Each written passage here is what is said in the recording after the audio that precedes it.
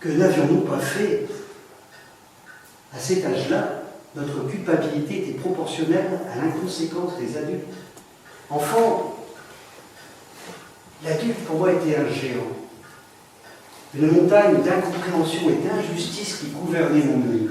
D'ailleurs, au fort intérieur, je ne m'étais pas sauvé, ni n'avais le sentiment d'avoir commis une faute. J'avais juste suivi mon grand frère, c'était logique. Un mot m'avait pété. Je n'avais pas chié dans mon froc, je pouvais l'assurer. Même haut comme trois pommes, je n'étais pas assez con pour rester dans ma merde. N'empêche que nous nous étions tous retrouvés, le fils tout né, la mise toute nette à l'air, au milieu du couloir de l'école devant d'autres classes. Quelle n'avait pas été sa surprise, en rentrant du boulot, de découvrir la première pâtisserie, début d'une belle production de la part de frère et d'une régulière utilisation du four. Au CP, ils ont découvert que j'étais taré et dyslexique. Et donc elle dit, ré qu'elle dit, bi qu'elle dit, fa qu'elle dit, sol qu'elle dit, et leur petite sœur.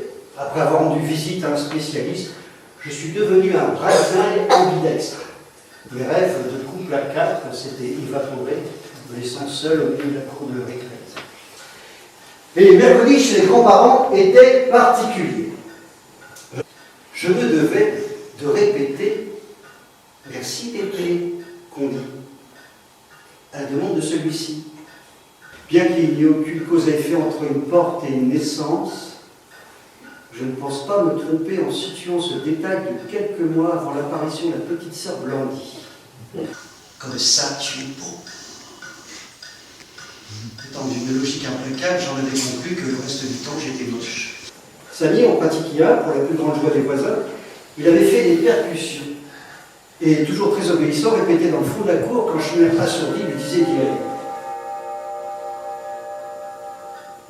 Je crois pouvoir dire que le voisinage du temps de notre enfance a vécu en fanfare. Pépé était un con.